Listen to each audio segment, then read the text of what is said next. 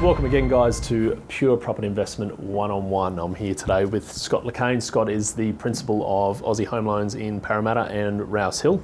Also, as far as I'm aware, the industry-leading franchise around the country from a home loan perspective. Yes. Little plug there. Thank you. No money exchanged. What I wanted to talk about today, and something actually is quite topical for me personally in my own portfolio, is looking at right now with the ever-changing credit environment, principal and interest versus interest-only loans, and how they're, I guess, the dichotomy of the amount or the rates that are offered for either or, and how they can reflect on an investor, and what's important and what are some of the things that people need to consider, because the differences are vast compared to what they were even 6 months ago.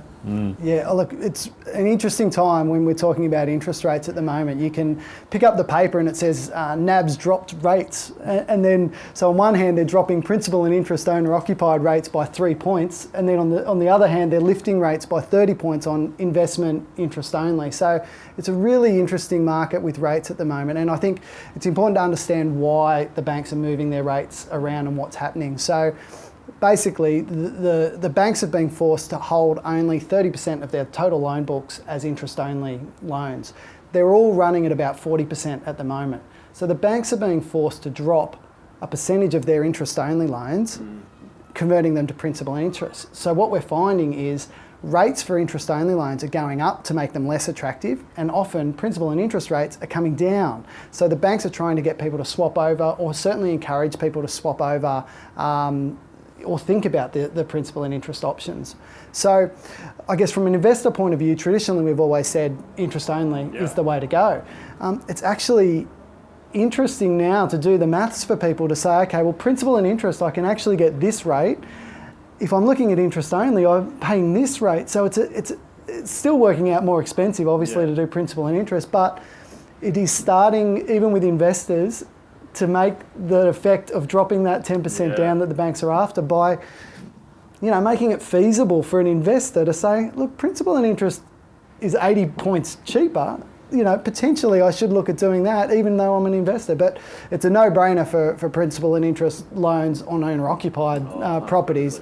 Certainly that's a bad debt that you want to reduce down, and you're getting the best possible rates, owner-occupied, principal and interest. So certainly that's the way to go.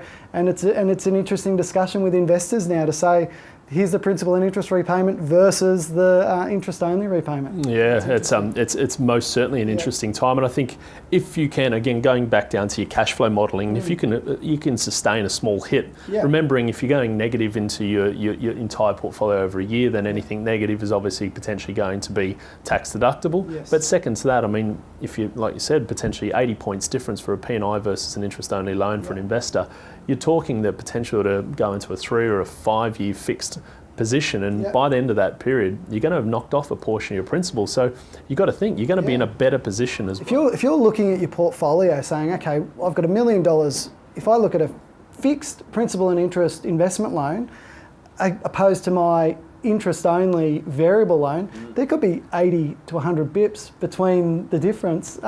So it's well worth doing the maths to say what's best for me. Absolutely, and I think that's the key right now, is I think for any investor out there who's sort of sitting in a position where they've got some loans which aren't fixed, so you can actually look at what the options are out there with them, and then from that point saying, well, let's model the different options, P&I versus interest only, looking at potentially lowering some of your LVR position over the next 5 years and figuring out how does that fit into your overarching objectives and cash flows. But always, as always, I think contact us if you do want to understand that in a little more detail, as well as Scott and his team. Always happy, I'm assuming, to take a phone call to discuss your position and how they might be able to help, or at least just give you some general advice.